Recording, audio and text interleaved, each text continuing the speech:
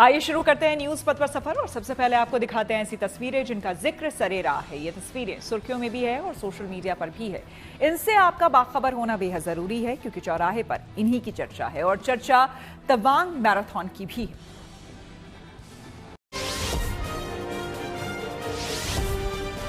भारत चीन सीमा से सटे अरुणाचल प्रदेश के तवांग में तवांग मैराथन के तीसरे संस्करण का शानदार तरीके से आयोजन हुआ। 10,000 फीट की ऊंचाई पर 6,200 से ज्यादा प्रतिभागियों ने जब दौड़ लगाई तो एक शानदार नजारा देखने को मिला। तवांग मैराथन 4 श्रेणियों 42, 21, 10 और 5 किलोमीटर में आयोजित की गई। इस मैराथन में 1200 महिलाएं और लड़कियों के साथ ही केन्या के 3 अंतर्राष्ट्रीय धावक भी शामिल थे। इसमें सीनियर वेटरन्स ने भी बढ़ चढ़कर भाग लिया, जिससे आयोजन और प्रेरक बन गया। प्रतियोगियों ने 10,000 फीट की ऊंचाई पर रन अबव द क्लाउड्स नाम से इस मैराथन का आयोजन किया। भारतीय सेना और स्थानीय प्रशासन की साझा कोशिशों से ये सब मुमकिन हो सका, जिसमें प्रतियोगियों ने एशिया के सबसे बड़े बौद्ध मठ तवांग मठ के पास से दौड़ लगाई और बादलों से आच्छादित घाटियों से गुजरे। इस मैराथन को लेकर सांस्कृतिक कार्यक्रम का भी शानदार आयोजन हुआ।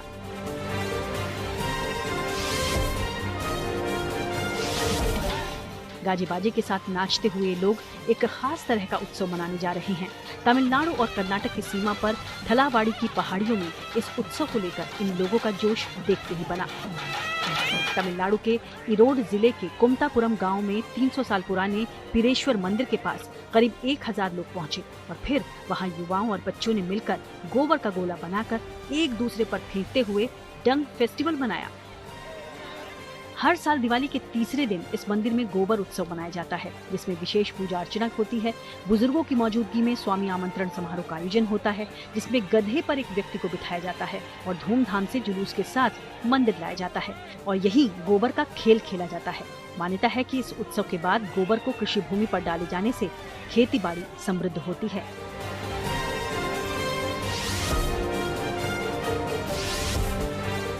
त्योहारों को लेकर अलग अलग जगह अलग अलग तरह की परंपराएं दिखाई दे रही हैं। गुजरात के बनासकांठा जिले के मुडेठा गांव में भी कुछ ऐसा ही देखने को मिला। भाई दूज के त्योहार पर यहां घुड़दौड़ आयोजित हुई, जिसे देखने दूर दूर से हजारों की संख्या में लोग आए। भीड़ इतनी ज्यादा थी कि इस दौड़ का आनंद लेने के लिए लोग पेड़ों पर चढ़े हुए भी दिखे। इस विशेष आयोजन के दौरान लोगों को ऊंट दौड़ का आनंद लेने का अवसर भी मिला। इस आयोजन के जरिए दरबार और राजपूत समाज के लोग अपनी बहन के प्रति प्रेम को शौर्य की भाषा में पेश करते हैं। बताया जाता है कि इसका आयोजन 762 साल से होता आ रहा है।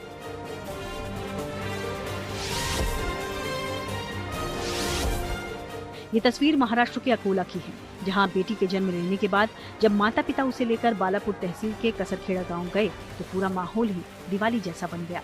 फूलों से सजी कार में जब पिता पवन और मां प्रतीक्षा काम्बेकर अपनी बेटी को लेकर गांव पहुंचे तो रास्ते पर फूलों की चादर बिछाई गई थी। साथ ही गाड़ी पर फूल बरसाए जा रहे थे और खूब आतिशबाजी करते हुए ढोल ताशे बैंड बाजे के साथ नवजात बच्ची का स्वागत हुआ। दरअसल काम्बेकर परिवार की बेटी त्रिशा का जन्म दीपावली के दिन ही हुआ। दीपावली के दिन लक्ष्मी के शुभ आगमन को लेकर पूरे गाँव के लोगों ने इस पल को दिवाली के उत्सव में बदल दिया। काम्बेकर परिवार में 25 साल बाद किसी कन्या का जन्म हुआ, वो भी ठीक दिवाली के दिन। इसलिए गांव में मिठाई बांटी गई। यही नहीं, बिटिया को गांव लाने के लिए इस परिवार ने नई गाड़ी तक खरीदी।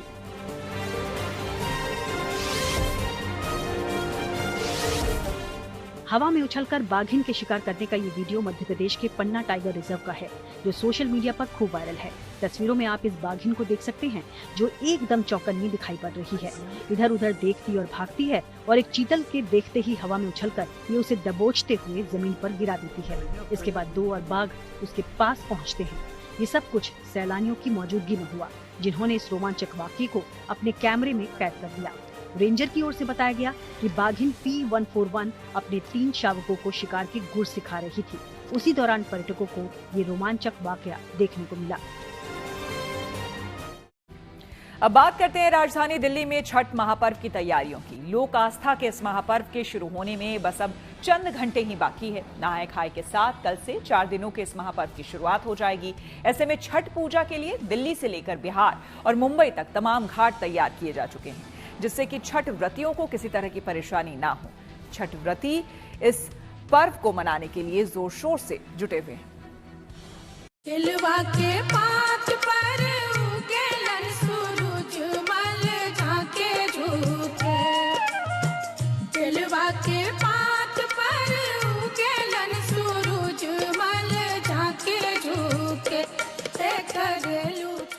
राजधानी दिल्ली में इस बार छठ पूजा भव्य और दिव्य होने वाली है, लिहाजा दिल्ली के अलग अलग इलाकों में छठ घाट बनाने का काम जोरों शोरों पर चल रहा है और अब तैयारियां अंतिम चरण में हैं।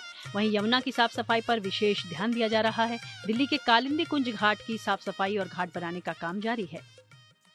अभी हम राजधानी दिल्ली के कालिंदी कुंज यमुना घाट पर हैं, जहां पर भी इस बार छठ पूजा का आयोजन होना है, जिसको लेकर के तैयारियां शुरू कर दी गई है। यहां पर कई दिनों से घाट पर साफ सफाई का कार्य चल रहा है, साथ ही यमुना को भी साफ करने का काम चल रहा है। एक साथ कई बोटों के जरिए इसमें कुछ केमिकल छिड़का जा रहा है, ताकि अन्य सालों की तरह जो झाग नज़र आता है वो यहाँ नज़र न आए। यहाँ की तस्वीरें हम आपको दिखाएंगे। आप देख सकते हैं तस्वीरों में एक कालिंदी कुंज यमुना घाट की तस्वीरें हैं, जहाँ पर पानी बीते सालों की अपेक्षा साफ नज़र आ रहा है। हालांकि हल्का फुल्का झाग नज़र आ रहा है, लेकिन पहले की अपेक्षा काफ़ी स्थिति ठीक है पानी की, आप देख सकते हैं। वहीं यहाँ पर तैयारियां भी चल रही है। जो है झाग है वो आने नज़र आ रहा है, लेकिन लगातार जो है यहाँ कर्मी लगे हुए हैं। आप देख सकते हैं झाग नज़र आ रहा है, लेकिन इसको जो है कम करने का प्रयास किया जा रहा है। यहाँ पर जल बोर्ड की जो टीम है वो यहाँ पर कैंप की हुई है और लगातार कैंप यहाँ पर अधिकारियों का चल रहा है। और वहीं एक घाट है, आप देख सकते हैं किस तरीके से घाट को सजाया गया है। और ये सब जो ये नाव दिख रहे हैं, बोट दिख रहे हैं, इन्हीं के जरिए इसमें केमिकल जैसा चीज़ छिड़का जाता है पूरे दिन। वहीं जगतपुर शाम घाट पर स्वच्छता अभियान जारी है, जिसमें दिल्ली के राजा इकबाल सिंह समेत कई आला अधिकारी भी मौजूद रहे। 4 साल बाद यमुना नदी के तट पर आखिरकार छठ पर्व मनाया जाएगा, जिसकी तैयारियां आप देख सकते हैं युद्ध स्तर पर चल रही हैं। लगातार जो साफ सफाई है वो घाटों पर की जा रही है और इसी को देखते हुए जगतपुर शाम घाट पर भारतीय जनता पार्टी पूर्वांचल मोर्चा की तरफ से एक स्वच्छता अभियान की शुरुआत की गई है। तमाम जो आला अधिकारी हैं वो मौके पर मौजूद हैं, जनप्रतिनिधि और नेता मौके पर मौजूद हैं और साफ सफाई यहाँ पर युद्ध स्तर पर की जा रही है और घाट जो हैं वो बराबर किए जा रहे हैं, जिससे जो छठ व्रतधारी हैं, जो श्रद्धालु हैं, वो यहाँ पर पहुंचे और सुरक्षित तरीके से, स्वच्छ तरीके से जो छठ पर्व है उसमें पूजा अर्चना कर सके। क्योंकि एक ये मात्र ऐसा पर्व है जहाँ उगते हुए सूरज और डूबते हुए सूरज दोनों को अर्घ दे करके उनकी पूजा की जाती है, अर्चना की जाती है। ऐसे में छठ महापर्व को लेकर के क्या कुछ तैयारियां हैं और नाव पे बैठ करके भी जो निरीक्षण है वो यहाँ पर अधिकारी और जनप्रतिनिधि करते हुए दिखाई दे रहे हैं। हमारे साथ में दिल्ली के मेयर भी मौजूद हैं, उनसे बातचीत करेंगे। सर, क्या कुछ तैयारी और अभी क्या हालात है तैयारियों के इंतजाम को लेकर? देखो, पिछले साल के कंपैरिजन में आप देखिए कि कितना साफ हमारा जो घाट बने हुए हैं। या मैं बधाई देता हूँ दिल्ली की मुख्यमंत्री महोदया, लोकप्रिय नेता आदरणीय बहन रेखा गुप्ता जी का, जिन्होंने खुद एक एक घाट जाकर देखा, वो कमियां देखी। और उनका दिल्ली सरकार हो, दिल्ली नगर निगम हो, दिल्ली सरकार के अधिकारी हो, हमारे डीसी साहब को देखिए, चेयरमैन साहब आप देखिए साथ में हैं, पूरी भारतीय जनता पार्टी दोनों सरकारें लगी हुई हैं। दिल्ली सरकार की ओर से इस बार यमुना नदी किनारे 17 मॉडल छठ घाट तैयार किए जा रहे हैं। इनका विस्तार पल्ला से लेकर कालिंदी कुंज तक होगा। इन मॉडल छठ घाटों में व्रतियों के लिए टेंट, बिजली, शौचालय, पेयजल और सफाई जैसी सभी आवश्यक सुविधाएं रहेंगी। सांस्कृतिक कार्यक्रमों का भी इस दौरान आयोजन होगा और छठ व्रतियों के लिए स्वागत गेट बनाए जाएंगे। यमुना नदी के 17 पॉइंट्स के अलावा हर जिले में भी कम से कम एक मॉडल घाट तैयार हो रहा है। इसी सिलसिले में साउथ दिल्ली में ग्रेटर कैलाश के जन्माष्टमी पार्क में मॉडल छठ घाट की व्यवस्था की जा रही है, जिसमें सैकड़ों मजदूर काम में जुटे हैं। छठ महापर्व की शुरुआत आगामी 25 अक्टूबर से नहाए खाए के साथ शुरू होगी। वहीं छठ महापर्व की तैयारियां शुरू कर दी गई है। राजधानी दिल्ली में भी इसकी काफ़ी धूम है, जगह जगह घाट बनाने का कार्य शुरू हो गया है। अभी हम ग्रेटर कैलाश इलाके में मौजूद हैं, जहां पर भी मॉडल घाट की तैयारियां शुरू कर दी गई है, जिसकी तस्वीरें हम आपको दिखा रहे हैं। ये जन्माष्टमी पार्क है, चितरंजन पार्क ग्रेटर कैलाश इलाके में क्षेत्र आता है और इसको कालका जी DTO फ्लैट जन्माष्टमी पार्क कहते हैं। और इसमें भी जो घाट बनाने का कार्य है वो शुरू कर दिया गया है। और इस बार खास बात यह है कि इस छठ घाट को मॉडल छठ घाट बनाने की तैयारी है। दरअसल इस बार जो दिल्ली की सरकार है, भाजपा सरकार है, उसके द्वारा ये कहा गया है कि जो दिल्ली में मॉडल घाट भी 100 के करीब बनाए जाएंगे और प्रत्येक विधानसभा में एक एक मॉडल घाट बनाया जाएगा। इसके अलावा यमुना किनारे भी मॉडल घाट बनाए जाएंगे और भव्य और दिव्य छठ पूजा का आयोजन किया जाएगा। उसी कड़ी में आज यहाँ पर भी ये तैयारियां चल रही हैं। दिल्ली के चितरंजन पार्क के मेला ग्राउंड और तुगलकाबाद तालाब क्षेत्र में भी इसी तरह की तैयारियां चल रही हैं। चितरंजन पार्क के मेला ग्राउंड में भूमि पूजन के साथ छठ घाट बनाने की तैयारियां शुरू कर दी गई हैं, तो वहीं तुगलकाबाद में बड़े भूभाग पर बने तालाब की साफ सफाई शुरू कर दी गई है, क्योंकि यहां पर बड़ी संख्या में लोग छठ पूजा करने आते हैं।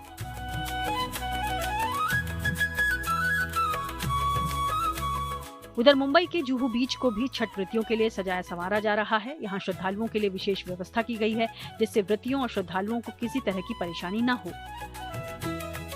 छठ पूजा की तैयारी मुंबई में कैसी है, ये दिखाने की कोशिश करते हैं। बृहन मुंबई महानगर पालिका ने जिन 60 जगहों को अनुमति दी है जहां पर छठ की पूजा की जा सकती है, उनमें से ही एक ठिकाना जुहू बीच का भी है और इस वक्त मैं वहीं मौजूद हूं। पहले तस्वीरों से देखें, दरअसल यहाँ पर हमेशा ही भीड़ होती है क्योंकि पर्यटक स्थल है, लोग अपने परिवार से एंजॉय करने आते हैं। लेकिन जब भी बात छठ पूजा की हो तो यहाँ भी एक बड़ी संख्या में श्रद्धालु जुटते हैं। बृहन मुंबई महानगर पालिका ने भी अपनी तरफ से कमर कस ली है। देखिए, एक बड़ा सा मंच यहाँ पर बनकर तैयार है जहाँ पर आला अधिकारी बैठेंगे और यहाँ आने वाले तमाम लोगों पर निगरानी की जाएगी। किसी को किसी भी तरह की तकलीफ ना हो, इस बात का पूरा ख्याल रखा जाएगा। साथ में ही जुही पुलिस स्टेशन भी है और उनका भी एक कक्ष यहाँ पर बनाया गया है। देखिए, छठ को लेकर क्या कुछ तैयारी, ये भी जानने की बहुत ज्यादा कोशिश करते हैं। जुहू में लगभग 5 लाख लोग फुटफॉल होते हैं। जैसे एक श्रद्धालु है, एक श्रद्धालु के पीछे परिवार के 8 से 10 लोग होते हैं जो अर्घ के सामान के इर्द गिर्द आप अगर देखते होंगे यहाँ पर जब श्रद्धालु आते हैं,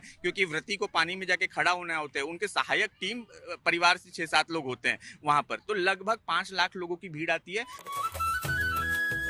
शनिवार को नहाए खाए के साथ छठ महापर्व की शुरुआत होगी। 28 अक्टूबर को उगते हुए भगवान भास्कर को अर्घ्य देकर इसका समापन होगा। ये जो पूजन है सूर्य से ही आशीर्वाद लेने का है। संतान की उत्तम स्वास्थ्य और आयु के लिए पति पत्नी के बीच में प्रेम भाव वृद्धि रहे और सौभाग्यशाली स्त्री सदैव रहे, इसके लिए इस व्रत और उपवास को किया जाता है। और कोई व्यक्ति जीवित ऐसा नहीं है जिसके जीवन में उतार चढ़ाव ना आता हो। तो सूर्य को, उगते सूरज को जो जल देने का, अर्घ देने का, कच्चे दूध को जल के साथ में अर्घ देने का जो विधान है, वो जीवन के चढ़ाव को दर्शाता है। और साथ में उस समय भगवान सूर्य अपनी प्रथम पत्नी उषा के साथ मौजूद होते हैं, तो उनका पूजन करने से, सूर्य के सपत्नीक पूजन करने से व्यक्ति को लाभ मिलता है। ऐसे ही जिस समय सूरज ढल रहा होता है उस समय अपनी दूसरी पत्नी प्रत्युषा उनके साथ में होते हैं, इसलिए उनको अर्घ दे के उनका पूजन करने से भी सूर्य की पूजा की संपूर्णता प्राप्त होती है। और ये जो 4 दिन चलने वाला उपवास या व्रत है, ये पूरा का पूरा तभी संपन्न होता है जब उगते सूरज के साथ साथ ढलते सूरज का भी पूजन किया जाए। सामूहिक आस्था और लोक परंपरा का ये महापर्व भारतीय संस्कृति और परंपरा का एक जीवंत स्वरूप है, जो जनमानस की रगों में आस्था और विश्वास का संचार करता है।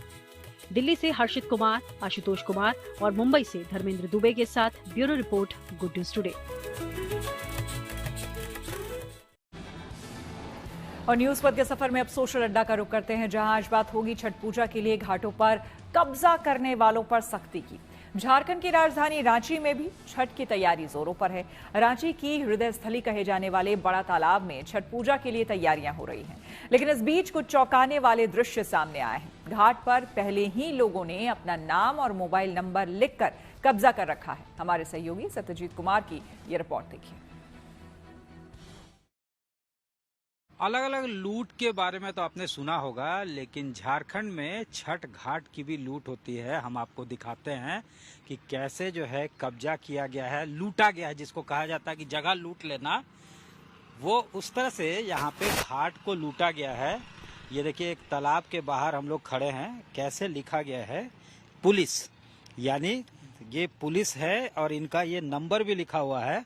यहाँ पे अगर आप आते हैं व्रती को लेकर तो इस जगह पे आने की जुर्रत मत कीजिएगा, क्योंकि ये पहले से रिजर्व है, किसी ने लूट रखा है। यहाँ पे भी देखिए, आप देख सकते हैं पुलिस लिखा हुआ है और बकायदा नंबर दिया जाता है। किस दिन इस घाट को लूटा गया है वो भी बताया जाता है। इसमें इस लूट में पुलिस के अलावा आप देखिए यहाँ पे झारखंड हाई कोर्ट भी लिखा हुआ है 2025, यानी 2025 के लिए इन्होंने बाकायदा इस जगह को, यानी यहाँ से जो ये रास्ता तालाब तक जाएगा अर्घ के लिए, उसको इन्होंने लूट कर रखा है।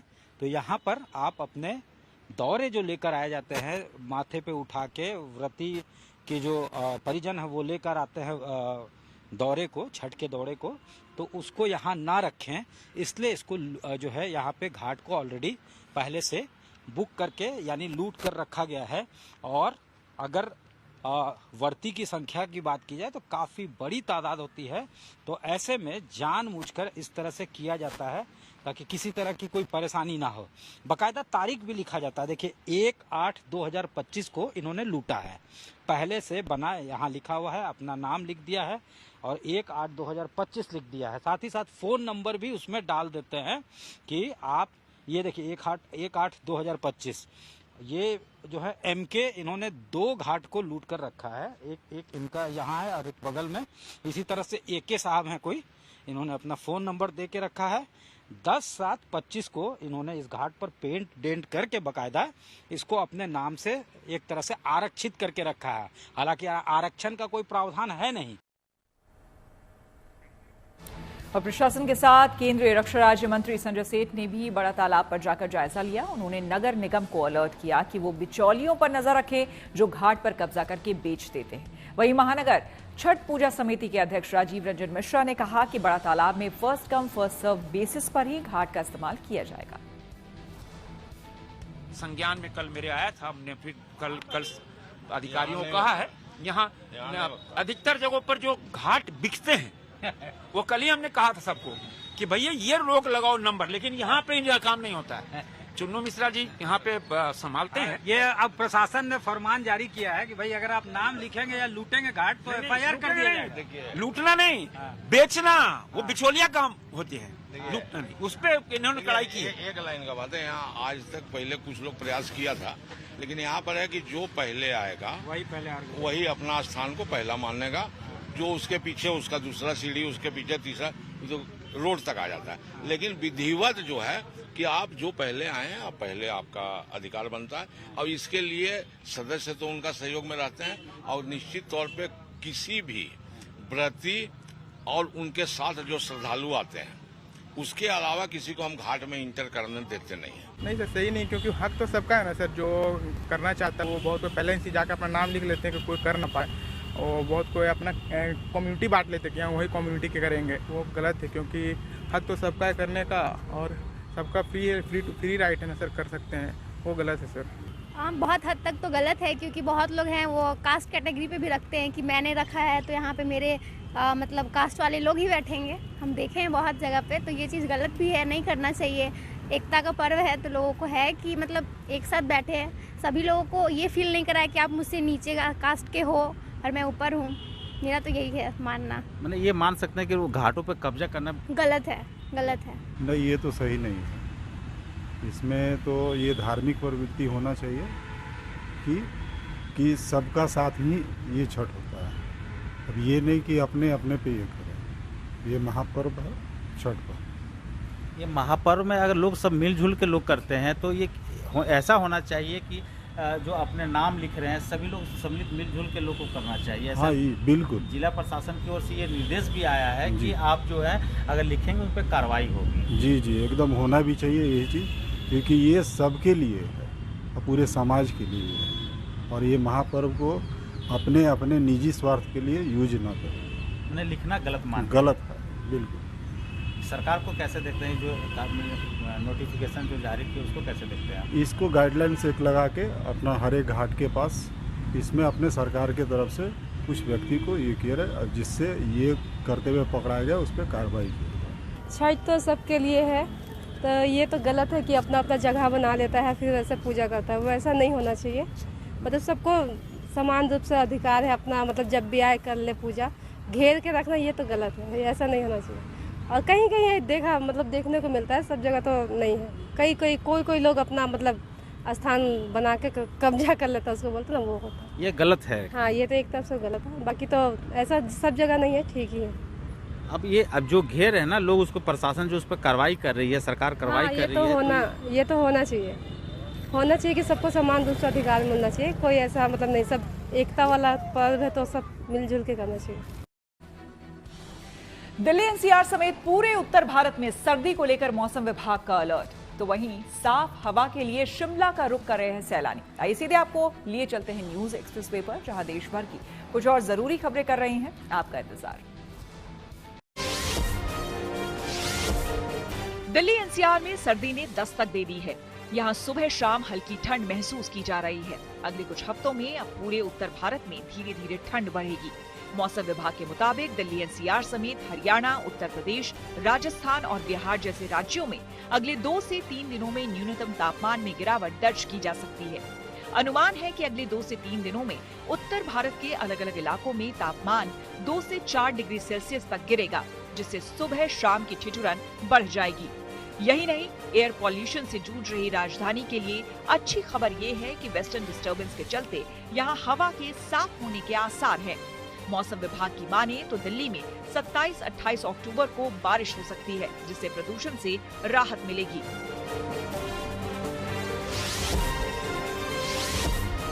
वायु प्रदूषण वाली जगहों से लोग स्वच्छ सांसों के लिए पहाड़ों का रुख कर रहे हैं, इसलिए शिमला में सैलानियों का जमावड़ा फिर बढ़ने लगा। इस बार पर्यटक यहाँ सिर्फ घूमने और मौज मस्ती के लिए नहीं, बल्कि साफ हवा से आकर्षित होकर आ रहे हैं। पिछले कुछ दिनों में शिमला का दिन का तापमान 22 डिग्री सेल्सियस के करीब है, जिससे पर्यटक बिना किसी परेशानी के यहाँ की खूबसूरत वादियों और स्वच्छ वातावरण का लुत्फ उठा रहे हैं और अपनी यात्रा को यादगार बना रहे हैं।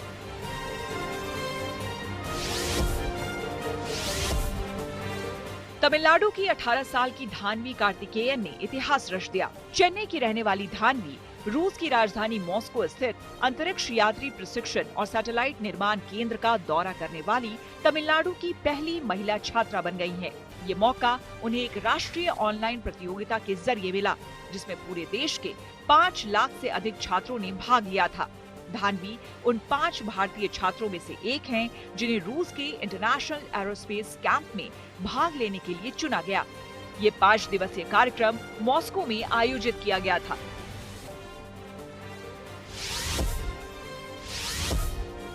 मध्य प्रदेश के बैतूल में वृंदावन के संत प्रेमानंद जी महाराज के स्वस्थ होने की दुआ की जा रही है। उनके स्वस्थ होने को लेकर मुस्लिम समाज के लोगों ने पहलवान बाबा की दरगाह पर पहुंचकर प्रेमानंद जी महाराज के शीघ्र स्वास्थ्य लाभ की दुआ मांगी। सबने बाबा की दरगाह पर चादर और फूल चढ़ाकर प्रेमानंद जी महाराज की दीर्घायु और बेहतर स्वास्थ्य की कामना की। मंगलवार को प्रेमानंद जी महाराज की तबीयत बिगड़ने की खबर के बाद से देश भर में भक्त और अनुयायी उनके जल्द स्वस्थ होने की प्रार्थना कर रहे हैं।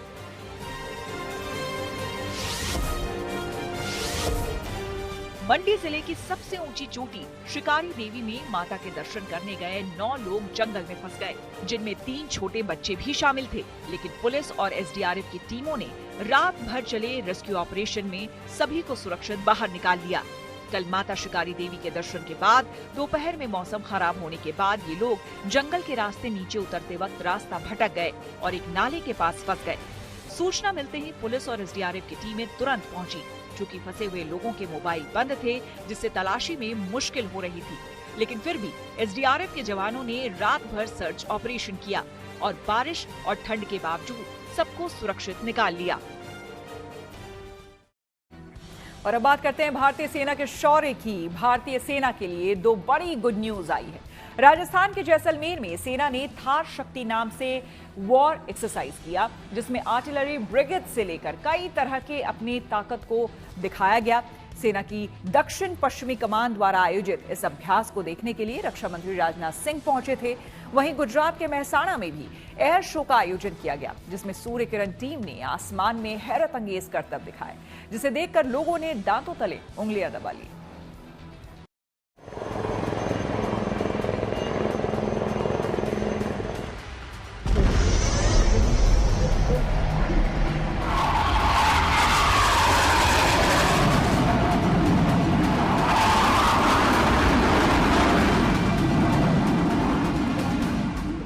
राजस्थान में जैसलमेर बॉर्डर पर सेना ने फिर एक बार युद्ध रणनीति और हथियारों का शक्ति प्रदर्शन किया। इसमें भारतीय सेना की युद्ध कौशल और रणबांकुरों की रणनीति के जबरदस्त तालमेल की झलक दिखाई दी। गुजरात के मेहसाणा में सूर्यकिरण टीम ने जब आकाश में गरजते हुए तिरंगे की छाप छोड़ी तो इसे देखकर हर किसी का सीना गर्व से चौड़ा हो गया। राजस्थान की रेतीली धरती पर भारतीय सेना ने युद्ध कौशल और रणबांकुरों की रणनीति का जबरदस्त तालमेल दिया।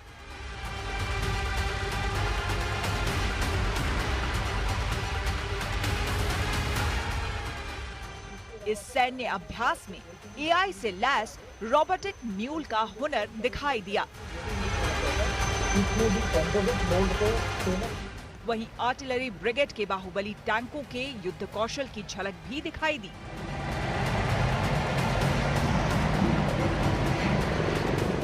भारतीय सेना के जाबाज जब हेलीकॉप्टर से रस्सी के सहारे झूलते हुए नीचे उतरे और अपनी युद्ध क्षमता का परिचय दिया तो सबकी आंखें खुली की खुली रह गई। राजस्थान के जैसलमेर में भारत पाक सीमा से सटे लौंगेवाला बॉर्डर पर भारतीय सेना ने मल्टी डोमेन वॉरफेयर में अपनी तैयारियों का प्रदर्शन किया। इस एक्सरसाइज का नाम थार शक्ति वॉर एक्सरसाइज रखा गया।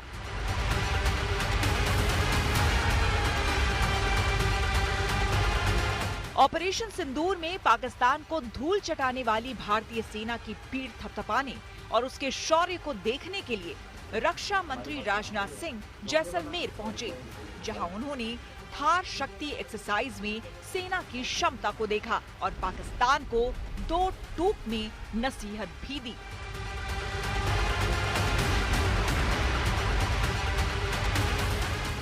यह क्षेत्र पाकिस्तान बॉर्डर के पास है, इसलिए बहुत ज्यादा कंफर्ट जोन में तो कभी नहीं आया जा सकता, हमें अलर्ट रहना ही होगा। हालांकि अभी कुछ दिन पहले ऑपरेशन सिंदूर के दौरान पाकिस्तान को ठीक ठाक डोज दे दिया गया है। अब कुछ भी हरकत करने से पहले वह 100 बार सोचेगा और अगर पाकिस्तान ने दोबारा कोई हरकत किया तो उसका परिणाम क्या होगा यह पाकिस्तान को भी अच्छी तरह से पता है। लौंगेवाला बॉर्डर पर हुई इस एक्सरसाइज में अटॉर N1200 जैसे उन्नत वाहनों ने रफ्तार और ताकत का संगम दिखाया। वहीं अभ्यास के दौरान हेलीकॉप्टर वॉर जोन एक्शन में नजर आए।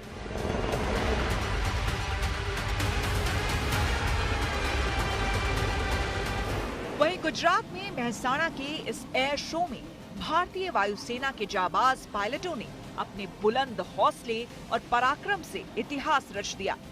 सूर्य किरण एरोबैटिक टीम यानी कि SK-8 ने अपने 9 हॉक MK-132 विमानों के साथ आसमान में वो करतब दिखाया जिसे देखकर लोग रोमांचित हो उठे। डायमंड फॉर्मेशन में जब 9 विमान एक दूसरे के सिर्फ 5 मीटर के फासले पर उड़े तो नीचे खड़े दर्शकों ने रोमांचित होकर दांतों तले उंगलियां दबा ली। इस मौके पर दर्शकों का जज्बा ऐसा था कि मैदान में भारत माता के जयकारे गूंज रहे थे। काफ़ी सारे करतब दिखाए गए हैं, काफ़ी अच्छा लगा यहाँ हमें परफॉर्मेंस करके। कुछ स्पेसिफिक मनूवर्स थे जैसे कि हमारा युवा फॉर्मेशन है जिसको हम यंकी भी बोलते हैं, वो खास करके युवाओं के लिए था। उसके बाद आपने एक तेजस फॉर्मेशन देखा होगा जो कि अपना इंडिजीनियस जहाज है जो कि भारत में निर्मित है, हमें आत्मनिर्भर भारत की ओर लेके जा रहा है। उसके बाद हमने एक लूप किया था, रोल किया था और बाद में आपने देखा कि हम थोड़ा सा 2 पार्ट्स में डिवाइड हुए और थोड़ा नीचे आए, तो उसमें हमने कुछ क्रॉसेस किए। आप लोगों के सामने देखा होगा आपने 12 o'clock क्रॉस, और आई थिंक क्राउड का सबसे फेवरेट मनूवर हार्ट होता है, तो वो भी आज देखने को मिला।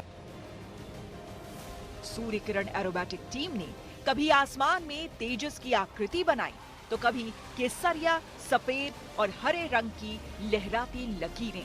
इस हैरत अंगेज करतब के लिए आसमान में वायु वीरों की गर्जना थी तो जमीन पर तालियों की गड़गड़ाहट। हमने एयर शो में बहुत सारी डिजाइन सब देखा, बहुत मजा आया। ऐसा मेहसाणा में फर्स्ट टाइम देखा, बहुत मस्त था ये एयर शो।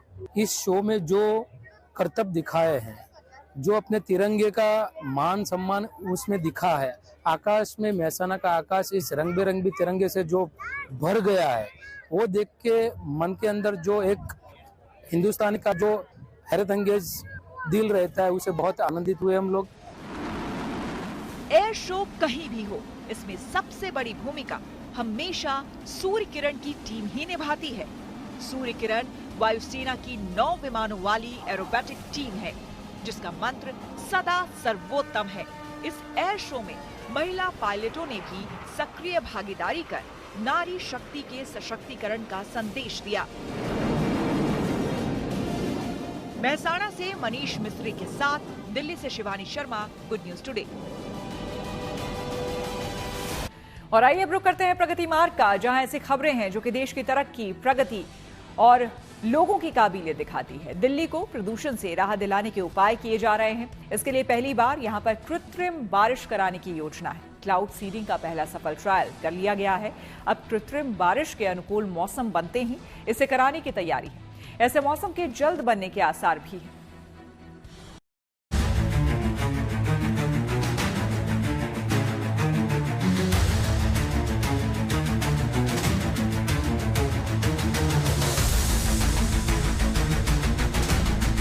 दिल्ली की आबोहवा को साफ करने के लिए युद्ध स्तर पर कवायद शुरू हो चुकी है।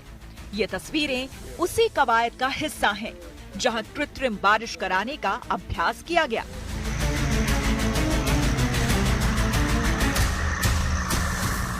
ठीक एक दिन पहले यानी 23 अक्टूबर को दिल्ली के बुराड़ी इलाके में क्लाउड सीडिंग का सेस्ना एयरक्राफ्ट के जरिए पहला ट्रायल किया गया। IIT कानपुर से उड़ान भरकर पहुंचे इस विमान ने ऊपर जाकर बादलों में खास केमिकल का स्प्रे किया और कृत्रिम बारिश की प्रक्रिया को परखा, जिसमें सब कुछ एकदम सही रहा। मतलब ये ट्रायल पूरी तरह सफल रहा। बिदुनी एरिया में बहुत ज़्यादा क्लाउड्स नहीं थे, तो इसलिए पानी तो यद्यपि नहीं बरसा, लेकिन हमारे सारे जो सिस्टम्स थे वो सर्टिफाई हो गए, चेक हो गए। फ्लेयर्स भी अच्छे से काम किए, जिससे कि सॉल्ट मिक्सचर क्लाउड्स में ऊपर चला गया। अब इस एक्सपेरिमेंट के बाद अब हमें एक विश्वास है कि जब भी दिल्ली में अगली बार बादल होंगे जिनमें मॉइस्चर अच्छी मात्रा में होगा, तो हम अपनी सीडिंग के द्वारा वहाँ पे पानी बरसा सकते हैं। ट्रायल रन के वक्त दिल्ली के पर्यावरण मंत्री मनजिंदर सिंह सिरसा खुद भी मौजूद थे, जिन्होंने IIT कानपुर के एक्सपर्ट के जरिए क्लाउड सीडिंग की प्रक्रिया को समझने की कोशिश की। एक्सपर्ट ने उन्हें बताया कि विमान के जरिए कैसे बारिश कराने की कोशिश होती है। एक रैक है, this is the flare rack. अच्छा, ये है फ्लेयर रैक। ये एक लेफ्ट साइड में है और दूसरा राइट साइड में है, और इसमें हम फ्लेयर्स माउंट करते हैं। ये इलेक्ट्रिकली कनेक्टेड है एंड इलेक्ट्रिकली कनेक्टेड अंदर एक कंट्रोलर है। तो हम अगर लेफ्ट साइड में सेलेक्ट करना है, लेफ्ट में मान लीजिए नंबर 3 सेलेक्ट करना है, हम कंट्रोलर को लेफ्ट 3 करेंगे एंड वहाँ से फायर करेंगे। So it is flare burn करेगा, और बर्न करने के बाद उसके जो भी पार्टिकल्स ग्रैन्यूल्स हैं, हाँ, ये क्या है इनके? ये इसके कनेक्टर्स हैं सर। इसमें वायर, उसका फ्लेयर का वायर लगेगा इसमें। ये इस तरीके से जाकर के ये इसके ऊपर लग जाएगा। ओह, इसमें वायर्स होंगे, वायर्स जाकर के इनमें लग जाएंगे, कनेक्ट हो जाएंगे, एंड ये इलेक्ट्रिकली कनेक्टेड है। इलेक्ट्रिकली अंदर से फायर करेंगे तो ये बर्न करेगा। तो ये टोटली ग्लास कॉकपिट है एंड ये पायलट सीट, ये को पायलट सीट। इससे हम सेलेक्ट कर लेते हैं लेफ्ट या राइट। जैसे हमने राइट सेलेक्ट किया, राइट, और हमने 2 सेलेक्ट किया, तो ये आपका इक्विप्ड है। हाँ, ये फायरिंग के लिए हम इसको दबाएंगे तो वो बर्न करेगा। दिल्ली को प्रदूषण से राहत दिलाने के लिए की गई इस कवायद की तकनीक समझने के बाद सिरसा ने कृत्रिम बारिश कराने को लेकर विस्तार से पूरी योजना की जानकारी दी। बुराड़ी में इन्होंने एक छोटे क्लाउड के ऊपर पैरोटेक्निक्स के माध्यम से ब्लास्ट कराए, फ्लेयर्स को ब्लास्ट कराया। वो फ्लेयर्स की ब्लास्ट से ये कंफर्म हुआ कि ये प्लेन की स्ट्रेंथ क्या है। प्लेन को उस इलाके से वाकिफ किया गया और इस टेक्नोलॉजी के माध्यम से, जो कि नीचे से ब्लास्ट कर बादलों के ऊपर को जाती है और पैरोटेक्निक्स के माध्यम से ये फ्लेयर्स फैलती हैं और ऊपर जाके बादलों से टकराती हैं, जिससे बरसात हो। अब दिल्ली के अंदर 28, 29, 30 तारीख के आसपास, जो कि मौसम विभाग का मानना है कि बादल आएंगे। दिल्ली की सरकार अब पूर्ण तौर पर तैयार है। हर तरह की ट्रायल, फिजिकल ट्रायल से लेकर परमिशन से लेकर, ये ऐतिहासिक था कि पहली बार उसकी एक फिजिकल ट्रायल को भी अंजाम दिया गया। यानी साफ है कि आने वाले दिनों में दिल्ली अब एक बड़े बदलाव का गवाह बनने जा रही है, जहां कृत्रिम बारिश कराने की तैयारी पूरी कर ली गई है। क्लाउड सीडिंग दिल्ली की ज़रूरत है और पहले प्रयोग है अपने ही प्रकार का, जो कि आज तक कभी हुआ नहीं था, और इसे हम अपना दिल्ली पे अपना करके देखना चाहते हैं कि शायद दिल्ली के पर्यावरण की ये जो बहुत ही गंभीर समस्या है, इसके द्वारा हम उस पर नियंत्रण पा सकें। तो दिल्ली वालों की दुआएं सरकार के साथ है और हमें लगता है कि ये सफल प्रयोग रहेगा और आगे भविष्य में फिर ये पर्यावरण की जो दिक्कतें हैं सर्दियों के समय की, उसको हम काबू पा सकेंगे। सवाल ये है कि क्या होती है क्लाउड सीडिंग और इसके जरिए कैसे होती है कृत्रिम बारिश। क्लाउड सीडिंग एक ऐसी वैज्ञानिक विधि है जो बादलों में रसायन डालकर कृत्रिम बारिश पैदा करती है। ये बादलों को बीज देने जैसी प्रक्रिया है, जिसमें हवाई जहाज या मशीनों से बादलों में छोटे कण डाले जाते हैं, जो पानी की बूंदें या बर्फ के टुकड़े बनाते हैं, जिससे बारिश होती है। इसकी दो मुख्य तकनीक है।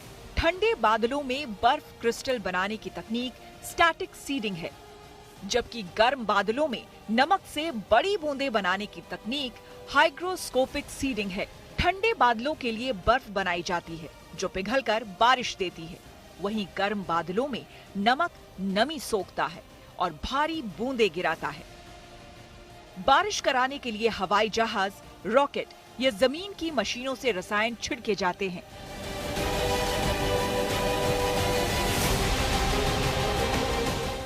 क्लाउड सीडिंग तभी होती है जब आसमान में बादल होते हैं। तो क्लाउड सीडिंग के लिए सबसे पहले पता लगाया जाता है कि बादल किस दिन रह सकता है और कितनी ऊंचाई पर रह सकता है। एयरक्राफ्ट की मदद से सिल्वर आयोडाइज्ड, पोटेशियम क्लोराइड और सोडियम क्लोराइड जैसे केमिकल्स का छिड़काव बादलों पर किया जाता है। ये केमिकल बादल में मौजूद पानी की बूंदों को जमा कर क्रिस्टल बना देते हैं। बर्फ के छोटे छोटे टुकड़े आपस में जुड़कर बर्फ के बड़े गोले में बदल जाते हैं और फिर यही गोले ग्रेविटी की वजह से बारिश के रूप में धरती पर गिरते हैं। मौसम विभाग के मुताबिक वेस्टर्न डिस्टर्बेंस के चलते दिल्ली में बादलों के आने के आसार हैं, तो क्लाउड सीडिंग की भी पुख्ता तैयारी कर ली गई है। बताया जा रहा है कि 29 अक्टूबर के आसपास बादल छाए रह सकते हैं, तो संभवतः उसी वक्त दिल्ली में पहली बार कृत्रिम बारिश करवाई जा सकती है, जिससे यहाँ रहने वाले लोगों को प्रदूषण से राहत मिल सकेगी। दिल्ली से सुशांत मेहरा के साथ bureau report, good news today. News वक्त पर आगे है धन बाजार, जहां शेयर बाजार से लेकर कारोबार तक की सभी अहम खबरें होती हैं, जिसका सीधा रिश्ता आपकी आमदनी आपकी जेब से होता है। तो तेज रफ्तार खबरों के बीच ये जरूरी खबरें छूट न जाए, इसलिए सीधे आपको लिए चलते हैं धन बाजार। आज शेयर बाजार में 6 दिन की तेजी थमती नजर आई। मुनाफा वसूली और विदेशी फंडों की निकासी के बीच 24 अक्टूबर शुक्रवार को बेंचमार्क सूचकांक सेंसेक्स और निफ्टी में गिरावट दर्ज की गई। सेंसेक्स 344.52 अंक की गिरावट के साथ 84,211.88 अंक पर बंद हुआ। वहीं निफ्टी 96.25 अंक की गिरावट के साथ 25,795.15 अंक पर आ गया।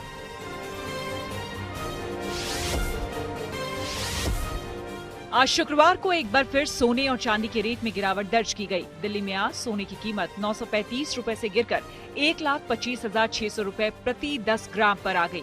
सोने के साथ साथ चांदी की कीमतों में भी गिरावट दर्ज की गई है। आज चांदी की कीमत 3,700 रुपए पर गिरकर 1,52,600 रुपए प्रति किलोग्राम पर आ गई।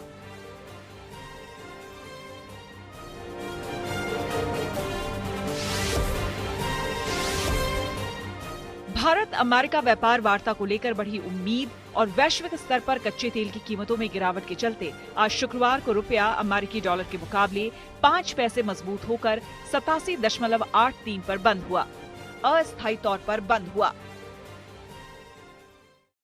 भारत ऑस्ट्रेलिया वनडे सीरीज का आखिरी मुकाबला कल। खेल जगत से जुड़ी ऐसी ही कुछ और इंटरेस्टिंग खबरों को जानने के लिए आइए सीधे आपको लिए चले खेल चक्कर। भारत और ऑस्ट्रेलिया के बीच कल यानी शनिवार को वनडे सीरीज का तीसरा और आखिरी मैच होगा।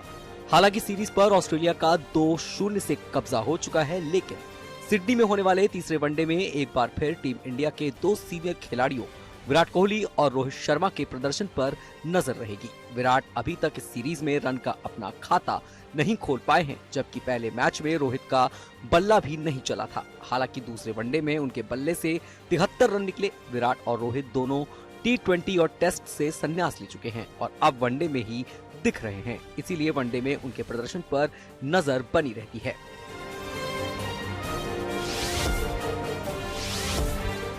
महिला विश्व कप क्रिकेट का सेमीफाइनल खेलने वाली अंतिम 4 टीमें तय हो चुकी हैं। ऑस्ट्रेलिया, दक्षिण अफ्रीका, इंग्लैंड के बाद अब भारत की टीम सेमीफाइनल में पहुंचने वाली चौथी टीम तो बन गई, लेकिन सेमीफाइनल में इसका मुकाबला किसके साथ होगा ये अभी तक साफ नहीं है, क्योंकि टॉप 2 टीमों का कंफर्म होना बाकी है। ऑस्ट्रेलिया, दक्षिण अफ्रीका और इंग्लैंड तीनों का ही सेमीफाइनल से पहले एक मैच बाकी है, जिससे पॉइंट्स टेबल में बदलाव आ सकता है। हालांकि पॉइंट्स टेबल के आधार पर यह तय है कि भारत की टीम पहला सेमीफाइनल मैच खेलेगी, जो गुवाहाटी में 29 अक्टूबर को होगा।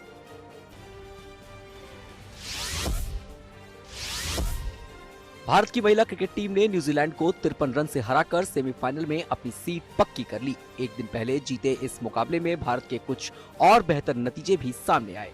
इस मैच में भारत ने महिला विश्व कप में अपना हाईएस्ट 340 रन बनाए। इसके अलावा स्मृति मंधाना वनडे क्रिकेट में दूसरी सबसे ज्यादा शतक लगाने वाली महिला क्रिकेटर बन गई। 14 शतक लगाकर वो अब सिर्फ ऑस्ट्रेलिया की मेग लैनिंग से ही पीछे हैं, जिनका 15 शतक है। इसके अलावा मंधाना विमेंस वनडे के एक साल में सबसे ज्यादा 6 लगाने वाली बल्लेबाज भी बन गई। उन्होंने इस साल अब तक 31 सिक्सर मारे हैं। वहीं इस मैच में प्रतीका रावल ने शतक लगाकर न सिर्फ वनडे में अपने 1000 रन पूरे कर लिए, बल्कि सबसे तेज 1000 रन बनाने के मामले में उन्होंने ऑस्ट्रेलिया की लिंडसे रीलर की बराबरी भी कर ली है। इसी के साथ न्यूज पथ में मेरे यानी कि श्वेता झा के साथ फिलहाल इतना ही। देश दुनिया के तमाम पॉजिटिव खबरों के लिए आप देखते रहिए गुड न्यूज टुडे।